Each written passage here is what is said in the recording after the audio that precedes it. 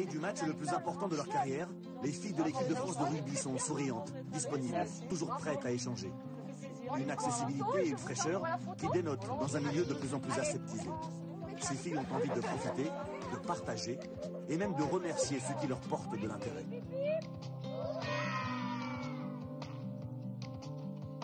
C'est vrai que ça fait plaisir de voir qu'on s'intéresse à nous, qu'on va parler de nous, parce que c'est vrai que c'est une équipe qui a besoin d'être aussi mise en avant, parce qu'on est capable de faire de grandes choses aussi, donc c'est bien. Merci d'être là. Cette humilité et cette envie se retrouvent sur le terrain. Dans le groupe France, toutes les filles sont amateurs. Aucune ne vit du rugby. Il y a parmi elles des étudiantes, des ingénieurs, des éducatrices, des infirmières ou de futures avocates.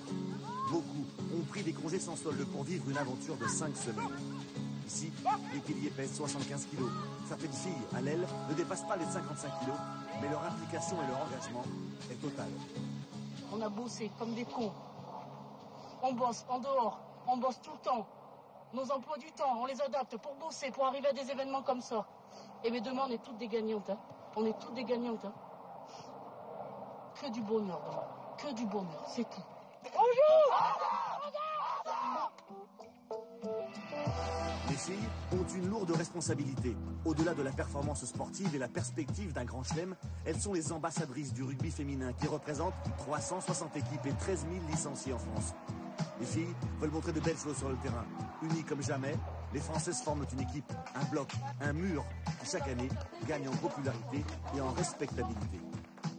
Les filles, c'est du plaisir là, hein, maintenant. Profitez des moments comme ça. Fabuleux. On n'aura pas beaucoup à vivre. Donc mangez celui-là, à plein dedans. Faites-vous plaisir. Après 4 victoires dans le tournoi, les Françaises reçoivent les Irlandaises. Dernière étape, dernier obstacle avant le Grand Chelem. Allez pour vous! Allez, Sur le terrain, elles appliquent la règle d'or. Jouer et prendre du plaisir. Du jeu malgré l'enjeu. Sans jamais négliger les phases de combat, les Françaises s'évertuent à jouer au large, comme si désormais, elles étaient les garantes du French Flair. En quelques minutes, quelques actions et un essai d'école, elles enthousiasment le très exigeant et connaisseur public béarnais. C'est la première fois que je venais voir un match, donc très impressionnant, ça va très vite. C'est quand même vraiment intéressant par rapport à ce qu'on a l'habitude de voir. Il vaut mieux des fois venir voir ça qu'un mauvais match de top 14 au Pro D2. Oui, regardez ces actions-là, regardez.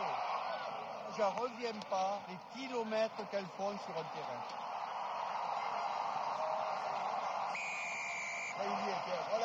Devant une foule enthousiaste, les Françaises marquent 3 essais. Elles mènent 19-3, mais l'orgueil irlandais les fait vaciller.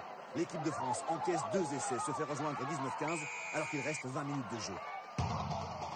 Aux armes citoyennes, formez vos bataillons. Les filles du sud-ouest, de Rennes, Lille ou Bobigny se mobilisent et se mettent alors en mode combat. Défense de fer et esprit de corps. L'avantage est préservé. Les Françaises remportent le match 19-15, une victoire synonyme de grand chelem. Un grand moment dans l'histoire du rugby féminin, à partager sans modération. Je pense qu'aujourd'hui, les gens, ils ont apprécié quand même du jeu, du beau jeu.